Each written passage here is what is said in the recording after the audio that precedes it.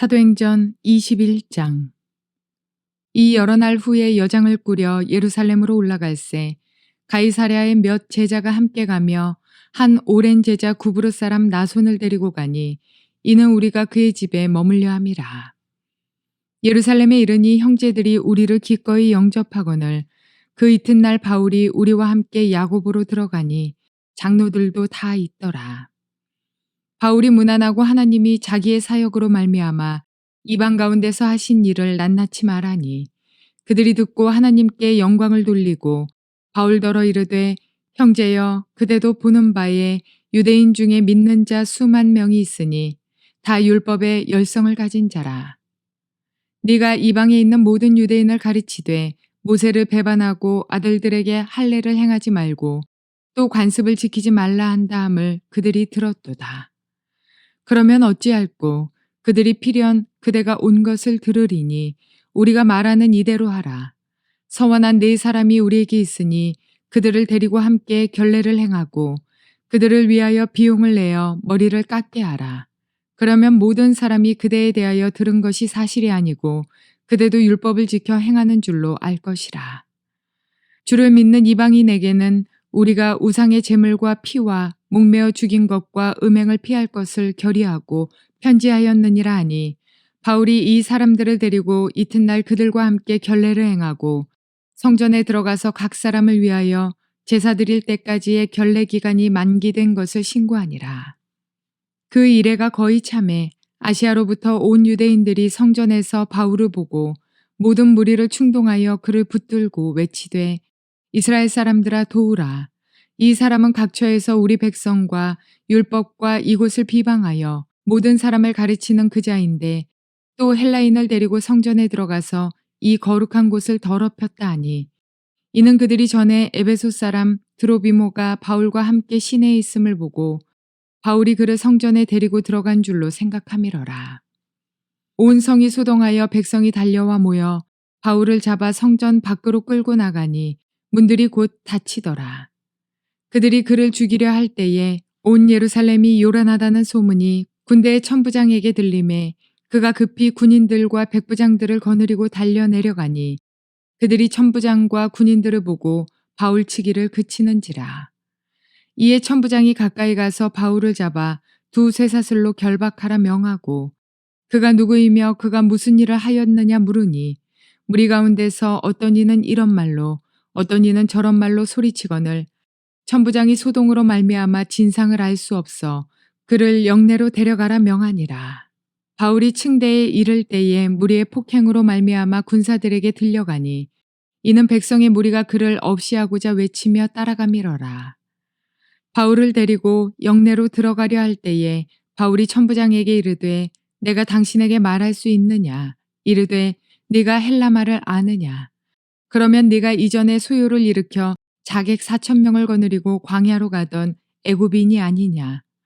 바울이 이르되 나는 유대인이라 소비 아닌 길리기아 다소시의 시민이니 청컨대 백성에게 말하기를 허락하라 하니 천부장이 허락하거늘 바울이 층대 위에 서서 백성에게 손짓하여 매우 조용히 한 후에 히브리 말로 말하니라.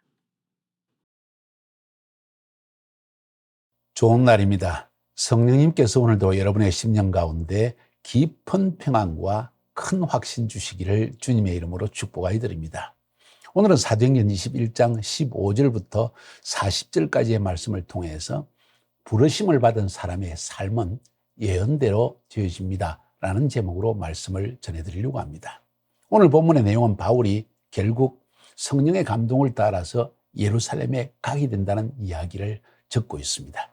그리고 이미 예언자들을 통해서 혹은 성령의 감동으로 바울은 그가 예루살렘에 가게 될 때 붙잡혀 죄수의 몸이 되는 것, 그리고 고난을 받게 된다는 사실, 그렇게 되어서 로마로 가게 된다는 사실을 어렴풋이 깨닫게 되어집니다. 그렇기 때문에 그의 마음은 이미 준비되어 있는 것입니다. 자, 여기서 오늘 본문을 통해 볼 수 있는 것은 결국 바울이 예루살렘에 갔고 예루살렘에서 이제 죄수의 몸이 되기 위한 과정을 설명해 주고 있습니다. 왜 누가가, 사도행전을 쓴 누가가 이거를 우리에게 남겼을까요? 그것은 이방인의 사도로 부르심을 받은 바울의 삶은 하나님이 정하신 예언대로 이루어질 수밖에 없다는 것을 우리에게 인식시켜 주기 위해서입니다. 첫 번째, 사도 바울이 예루살렘에 간 것, 그러게 죄수의 몸이 되는 것, 이것은 하나님께서 주신 부르심을 성취하기 위해서 반드시 이루어져야 되는 일이었습니다. 그것을 오늘 성경은 이야기하고 있습니다. 두 번째로, 예루살렘에서 그가 죄수의 몸이 되어졌을 때 특별히 자기 백성인 유대인에게 버려졌기 때문에 그는 이제 먼지를 떨고 이방인에게 갈 수밖에 없다는 사실을 우리에게 보여주고 있습니다. 사도행전을 쓴 누가는 이것을 우리에게 명백히 하고 싶었던 것입니다. 왜 바울이, 그렇게 자기 동족을 사랑하는 바울이 자기 동족을 떠나서 이방인에게 복음을 전가하기로 결심을 할 수밖에 없었는가? 이 복음의 말씀을 자기 백성에게 전하려고 아무리 애를 써도, 동족을 사랑하는 마음 때문에 아무리 애를 써도 그들이 받아들이지 않기 때문에 이제 먼지를 떨고 그는 이방인을 향해서 달려갈 수밖에 없다는 사실을 오늘 본문을 통해서 명백하게 보여주기를 원했던 것입니다. 그렇게 됨으로 말미암아 두 가지의 예언이 성취되어졌습니다. 바울을 향한 하나님의 부르심이 이루어지기 위한 두 가지의 예언이 성취됐다는 거죠. 어떤 예언입니까? 예루살렘에서 붙잡힘을 받아서 죄수의 몸으로 고난을 받게 된다는, 그리고 로마로 가게 된다는 것. 이 첫 번째 예언 그대로 이루어졌습니다. 두 번째는 그가 이제 자기 백성 유대인을 위한 사도가 아니라 이방인의 사도로 그 본래적인 부르심으로 완전히 방향을 전환하게 되는 사실을 오늘 본문은 또 우리에게 말해주고 있는 것입니다. 이런 관점에서 오늘 본문을 한번 여러분이 읽어보시기를 바랍니다. 봅시다. 15절부터 26절까지입니다. 이 여러 날 후에 여장을 꾸려 예루살렘으로 올라갈새 가이사라의 몇 제자가 함께 가며 한 오랜 제자 구브로 사람 나손을 데리고 가니 이는 우리가 그의 집에 머물려 함이니라. 예루살렘의 거처를 미리 예비한 것을 볼 수 있습니다. 바로 구브로 사람 나손이 예루살렘에 자기 집을 가지고 있다는 거죠. 옛날에도 그랬고 지금도 역시 미국의 유대인들이 예루살렘에 집을 사고 유럽의 유대인들이 예루살렘에 집을 사서 그래서 절기 때나 가서 보내고 나머지는 그것을 새로 주든지 그렇지 않으면 그냥 비워둔 상태로 두게 됩니다. 이런 집을 바울이 벌써 이 지인을 통해서 예비해 놓았다는 걸 의미하는 거죠. 그와 동시에 바울은 가는 곳곳마다 현지 제자들을 일으켜서 그들과 함께 동역을 해나간 것을 우리가 보게 되는 것입니다. 예루살렘에 이런 형제들이 우리를 기꺼이 영접하거늘 그 이튿날 바울이 우리와 함께 야고보에게로 들어가니 장로들도 다 있더라. 이 야고보는 예수님의 형제 야고보를 의미하죠. 12사도 중에 야고보가 아니라 그는 이미 순교를 당했죠. 바울이 무난하고 하나님이 자기의 사역으로 말미암아 이방 가운데 사신 일을 낱낱이 말하니 그들이 듣고 하나님께 영광을 돌리고 바울더러 이르되 형제여 그대도 보는 바에 유대인 중에 믿는 자 수만 명이 있으니 다 율법에 열심을 가진 자라. 네가 이방에 있는 모든 유대인을 가르치되 모세를 배반하고 아들들에게 할례를 행하지 말고 또 간섭을 지키지 말라 한다 함을 그들이 들었도다. 그러면 어찌할꼬 그들이 필연 그대가 온 것을 들으리니 우리가 말하는 이대로 하라. 서원한 네 사람이 우리에게 있으니 그들을 데리고 함께 결례를 행하고 그들을 위하여 비용을 내어 머리를 깎게 하라. 그러면 모든 사람이 그대에 대하여 들은 것이 사실이 아니고 그대도 율법을 지켜 행하는 줄로 알 것이라. 주를 믿는 이방인들에게는 우리가 우상의 제물과 피와 목매어 죽인 것과 음행을 피할 것을 결의하고 편지하였느니라 하니 바울이 이 사람들을 데리고 이튿날 그들과 함께 결례를 행하고 성전에 들어가서 각 사람을 위하여 제사 드릴 때까지의 결례 기간이 만기된 것을 신고하니라. 뭔 이야기를 하고 있습니까?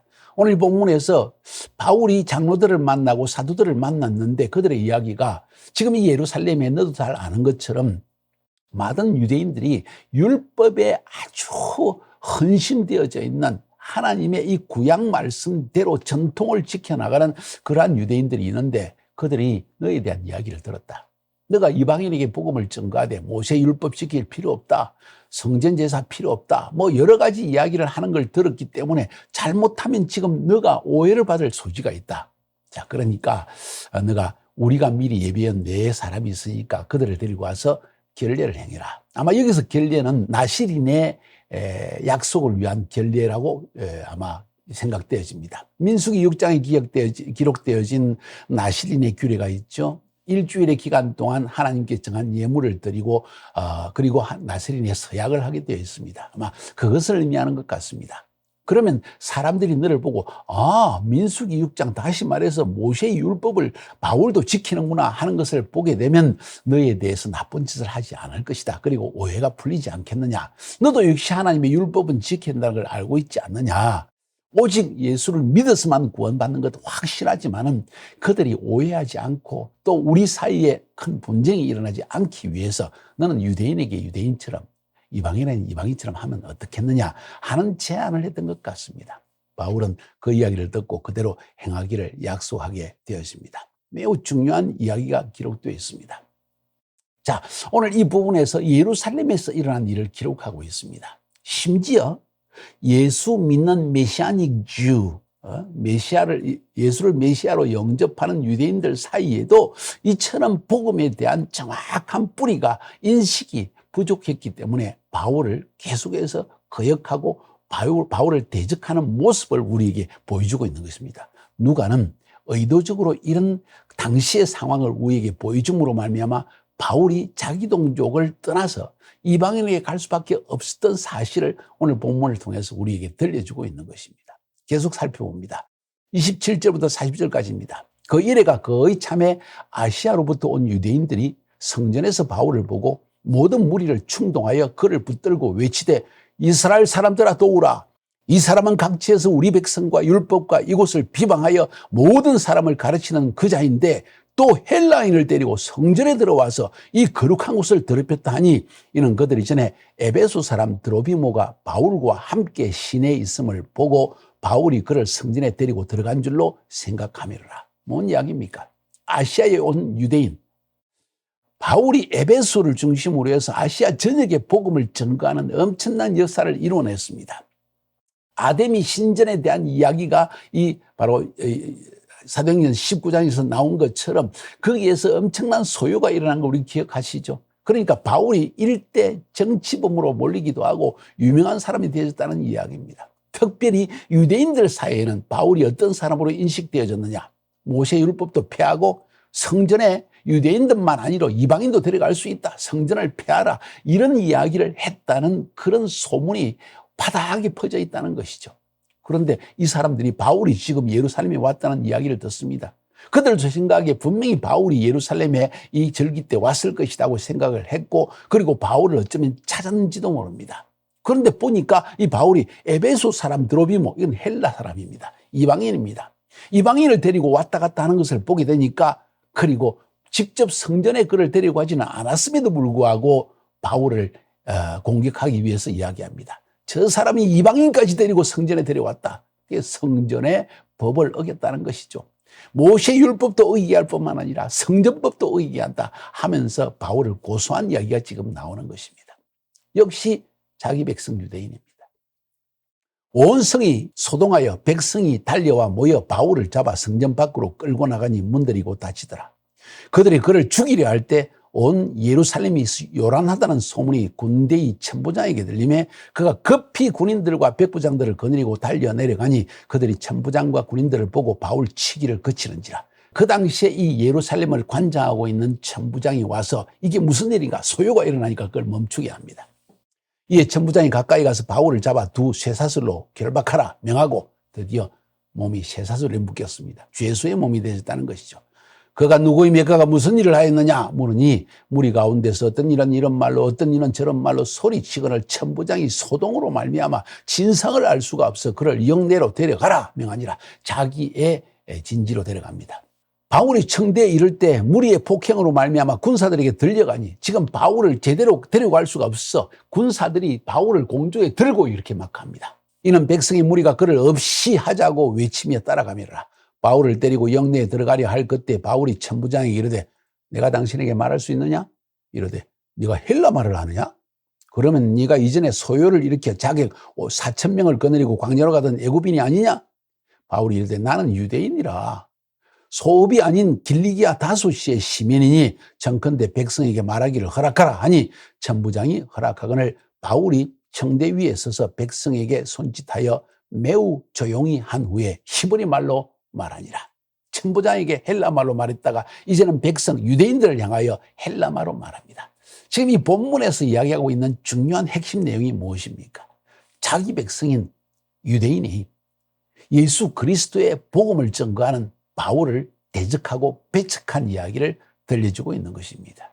바울에 대한 오해도 있을 뿐만 아니라 어느 정도는 사실입니다. 왜냐하면 모세의 율법으로는 의롭다함을 받을 자가 없고 오직 예수를 믿음으로 사람이 의롭게 된다는 사실을 이야기했고, 성전은 오직 눈에 보이는 이 성전은 하나님이 거하시는 곳이 아니다 하는 사실을 증거했기 때문에 이로 말미암아 바울이 결국은 자기 백성에게 배척을 당하게 된 것입니다. 바울의 심령 속에는 자기 백성을 사랑하는 마음이 불같이 일어났을 것입니다. 우리 성경에서 보는 것처럼 로마서 9장 1절 2절에 내가 그리스도 안에서 참말을 하고 거짓말을 아니하노라. 나에게 큰 근심이 있는 것과 마음에 그치지 않는 고통이 있는 것을 내 양심이 성령 안에서 나와 더불어 증언하노니 나의 형제 곧 골육의 친척을 위하여 내 자신이 저주를 받아 그리스도에게서 끊어질지라도 원하는 바로라. 그 정도로 자기 백성을 사랑했다는 거죠. 10장 1절 2절에도 형제들아 내 마음에 원하는 바는 이스라엘을 위함이니 곧 그들로 구원을 받게 함이라. 내가 증언하노니 그들의 하나님께 열심히 있으나 올바른 지식을 따른 것이 아니니라 하고 바울이 정말 이 구약 성경을 배경으로 해서 예수 그리스도가 메시아라는 사실과 이 메시아 대신 예수 그리스도를 믿음으로 의롭다 만나는 이 복음을 증거하기 원했지만 자기 백성은 선입관 때문에, 전통 때문에, 그들이 배웠던 어떤 잘못된 교리 때문에, 그들의 문화 때문에 결국 복음을 거절하게 됐다는 사실을 이야기합니다. 어디 있어요? 예루살렘에서. 예루살렘이 어떤 곳입니까? 하나님의 성전이 있는 곳이요 하나님의 영이 거하시는 곳이라고 했습니다. 평화의 도시입니다. 그런데 안타깝게도 이 예루살렘에서 예수님은 자기 백성에게 죽임을 당했고 채찍질을 당했고 버림을 당하고 배척을 당했습니다. 그의 사랑하는 종이었던 스데반도 역시 동일한 일을 당했습니다. 이제 바울도 그 일을 당하고 있습니다. 왜 이 사실을 누가는 기록했을까요? 부르심을 받은 자의 삶을 성취하기 위해서입니다. 첫 번째로는 그가 예수의 몸이 되어져야 되기 때문에 자기 백성에게 배척을 받아 자기 백성이 로마 황제에게 고소를 하게 되는 이야기입니다. 바울도 나는 로마 시민권을 가졌으니 내가 황제에게 가겠다. 나중에 그 이야기가 나옵니다. 다시 말해서 이방인에게 복음을 증거하는 그의 부르심을 성취하기 위해서 죄수가 되어 있다는 사실을 인식했고 하나님은 이런 바울을 그 부르심대로 사용하셨고 예언대로 이루어진 것을 우리에게 말해주고 있는 것입니다. 사랑하는 여러분, 여러분에게 하나님이 주신 부르심은 무엇입니까? 그 부르심은 여러분의 삶의 예언적인 삶으로 나타나게 되어지고 있습니다. 저 역시 예수 믿는 순간 하나님께서 저를 예수 믿지 않는 사람들이 있는 곳, 교회가 많지 않는 곳에 복음을 증거하라는 로마서 15장의 말씀을 저에게 주셨고 사도행전 1장 8절의 말씀을 저에게 감동으로 주셨습니다. 저는 그 말씀을 내 마음속에 성령으로 받는 순간 내가 선교사라는 사실을 깨달았습니다. 어느 지역인지 몰랐습니다. 처음에는 중국인 줄 알았습니다. 나중에는 아프리카로 보내달라고 기도하기도 했습니다. 그런데 하나님의 뜻은 저를 카자흐스탄 수도 알마타로 보내는 것이었고 중앙아시아의 모슬렘 지역 민족들에게 복음을 증거하라는 이 일을 위해서 저를 부르셨다는 사실을 알게 되어졌습니다. 결국 하나님의 부르심은 예언대로 내 삶 가운데 이루어졌습니다. 바울의 삶, 그것을 보여주고 있는 것입니다. 그가 예루살렘에 가서 죄수의 몸이 되어지고 죄수의 몸으로 황제에게 상소했기 때문에 황제를 뵙기 위해서 로마로 갈 수밖에 없는 이 사실이 예언대로 이루어진 것입니다. 두 번째로는 그는 결국 자기 민족이 아니라 이방인의 사도로 부르심을 받았기 때문에 그 예언대로 자기 백성을 떠나서 이제 이방인에게 가게 되는 과정, 그것을 설명하기 위해서 예루살렘에서 자기 백성에게 배척을 당하는 이야기를 들려주고 있는 것입니다. 사람이 자기 백성에게 인정을 받게 되면 자기 백성 사이에 더 남고자 하는 열망이 있지 않겠어요?